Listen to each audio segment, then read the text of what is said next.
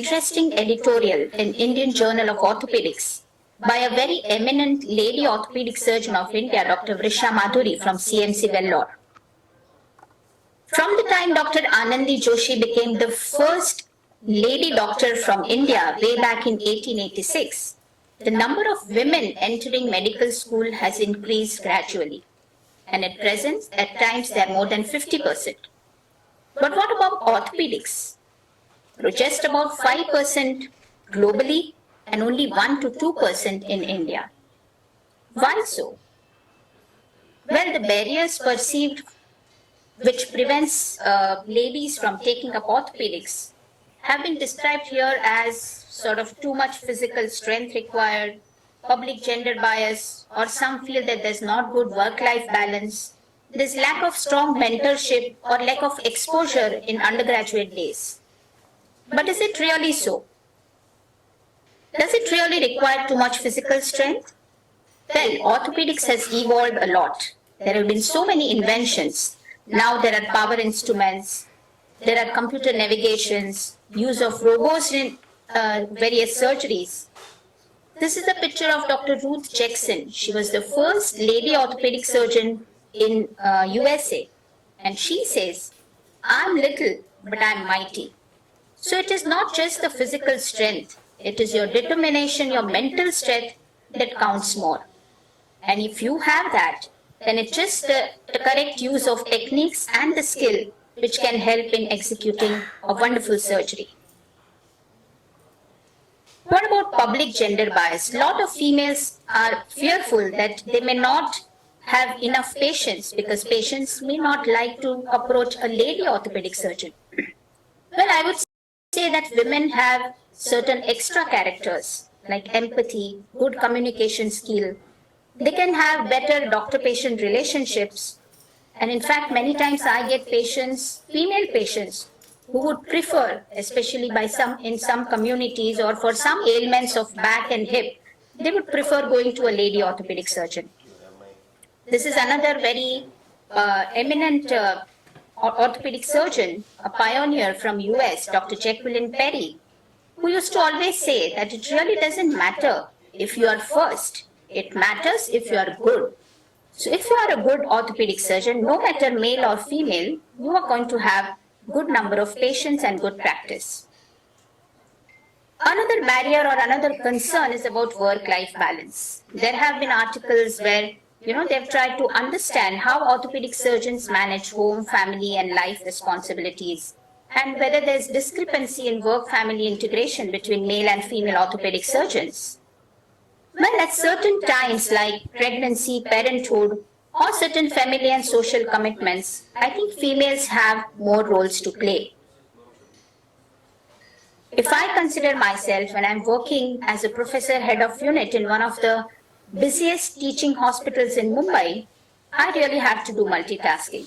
I have my hospital job, private practice, academic responsibilities.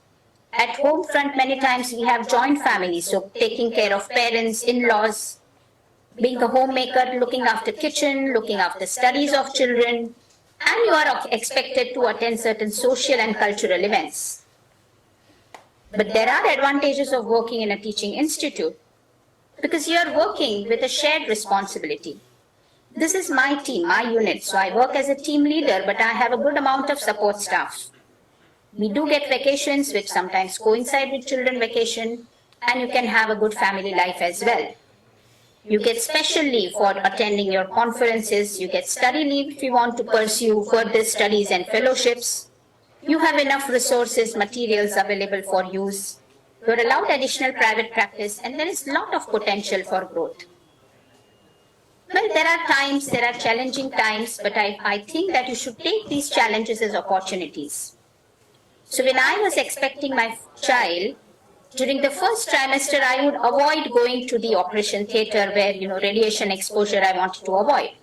So I devoted my time in writing up, and I published my first book of practicals in undergraduate orthopedics. And later on, at such times when I was taking a little break from my career for the family responsibility, I continued writing and published 2 more books, and I'm proud of it. So I think you should take challenges as opportunities. So is it different being a lady orthopedic surgeon? Well, be it a teaching institute or a corporate hospital or in private practice, I think there are going to be equal opportunities. There will be selection based on your merit, not on gender.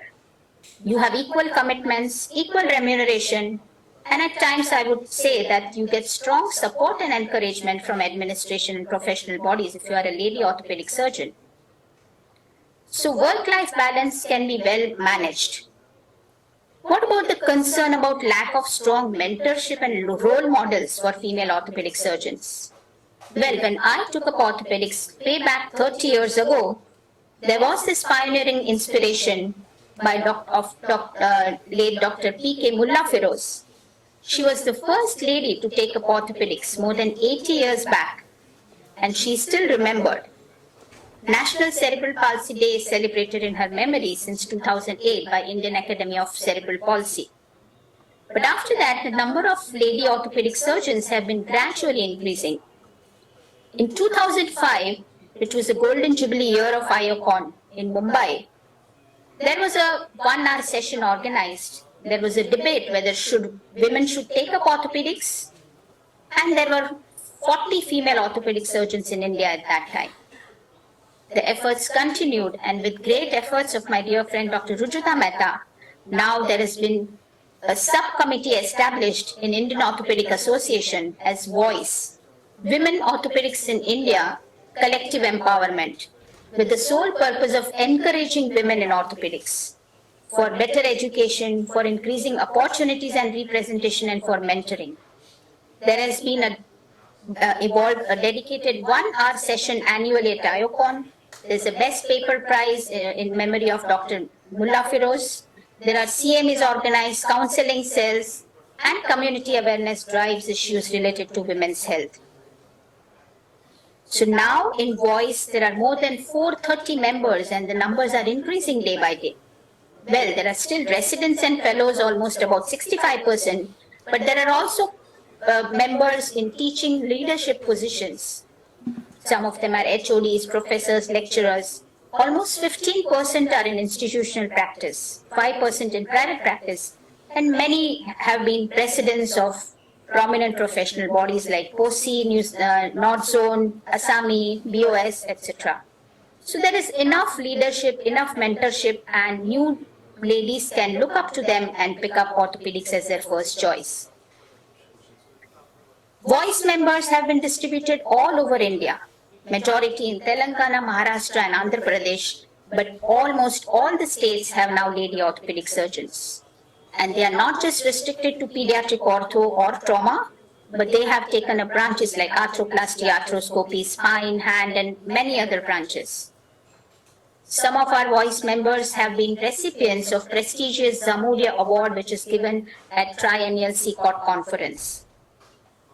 There are many activities. In 2021, in Women's Day, there was a webinar for training of trainers. These subcommittees have now even evolved in Asia Pacific Orthopedic Association with the name of WAVES, that is Women of APOA, Advocate, Educate, and Support. And we have conducted Stronger Together Symposium by Indian and APOA members. There are worthy webinars being conducted. There were 5 webinars which were co-chaired by IOA seniors and APOA WAVES. There's this Ruth Jackson Orthopedic Society established 40 years ago, 1983, for the sole purpose of shaping the future of women in orthopedics. And they are proudly celebrated their 40th year annual meeting in Las Vegas. Some of us still feel that there is lack of exposure in medical school, and that deprives ladies from taking up orthopedics. So there have been activities from Voice Front on this, in terms of Road Less Taken, a voice initiative for undergraduates, where there was interaction with esteemed panel of orthopedic women from across the country.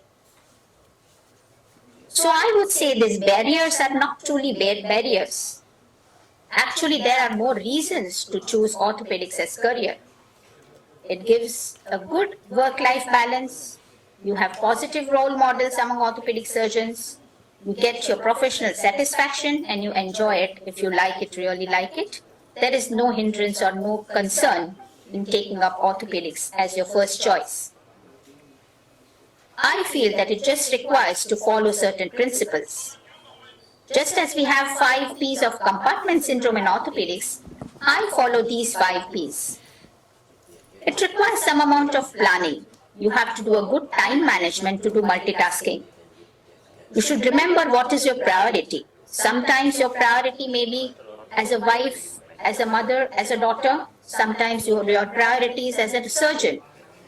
Whatever role you play, I think you must do them with passion and positivity. And in doing any of the role, I think you should be at peace, not just with others, with yourself also. Don't compare with yourself with others, but compete with yourself to make of you a better tomorrow. I'm sure your voice will be heard.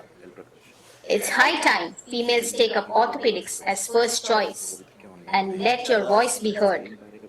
I'm sure there will be wow moments. You may be small, but still you stand tall amongst the giants. And you will be recognized and you will be appreciated and you will have the satisfaction of taking up orthopedics and serving the community. Thank you.